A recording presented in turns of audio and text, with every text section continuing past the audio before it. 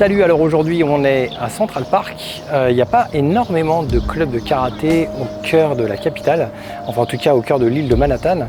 Il y en a quelques-uns, il y a quelques boutiques aussi, on va essayer de les trouver. Globalement par rapport à la taille par exemple d'Okinawa, le nombre de dojos qu'on peut y trouver, le nombre de boutiques, ici il n'y a quand même pas grand chose. Il n'y a pas énormément de clubs fédéraux non plus, puisque la fédé ici travaille un petit peu, fonctionne différemment que dans d'autres pays comme en France. Alors si quand je suis à Tokyo, j'ai l'impression d'être dans des films de kung-fu, de samouraï, ici, comme on peut le voir d'ailleurs sur ce pont, j'ai vraiment l'impression d'être dans des films américains. Donc c'est plutôt déconcertant. Mais voilà, New York c'est aussi cette démesure et on la retrouve dans pas mal de choses. D'ailleurs ici c'est le seul endroit où pour les habitués des sports de combat, de la self, on peut trouver la boutique Under Armour. D'habitude c'est une marque que l'on peut commander sur internet, mais ici aux États-Unis ils ont carrément des boutiques. Donc les connaisseurs, vous pourrez trouver ça un peu plus par là, c'est-à-dire du côté Wall Street. Il y a quelques centres commerciaux et c'est là qu'on va trouver des petites choses intéressantes.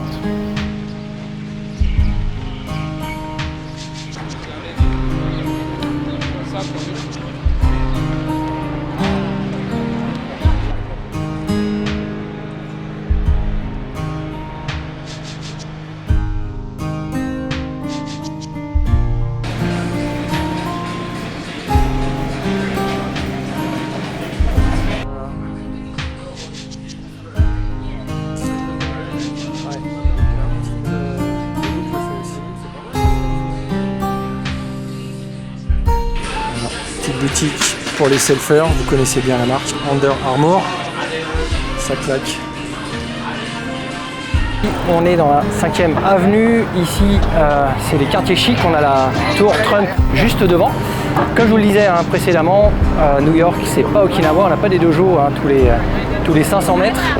Ici ce qui prime le plus c'est tout ce qui touche aux forces de l'ordre, aux forces de police, la self-défense, donc il y a un peu de clubs de Krav Maga.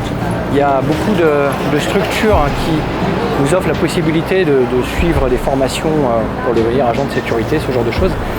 Et ça me rappelle justement qu'il y a quelques temps de cela, j'aurais déjà dû venir en fait ici à New York pour filmer avec l'équipe qui a créé les Shock Knife. Je ne sais pas si ça vous dit quelque chose, mais l'équipe Shock Knife en fait, c'est ni plus ni moins que ces couteaux électriques qui servent aux forces de l'ordre pour gérer le stress. Justement, au lieu de travailler avec des couteaux en bois, on travaille avec des couteaux électrifiés à 7500 volts avec un ampérage très faible, 120 pulsations par seconde, et ça donne tout de suite un état de stress plus intéressant lorsqu'on les utilise. Donc un DVD était prévu de faire avec toutes ces personnes-là et justement des forces de l'ordre pour les voir en pleine action, comment ils utilisent, comment ils vont, on va dire, programmer un petit peu une séquence d'entraînement.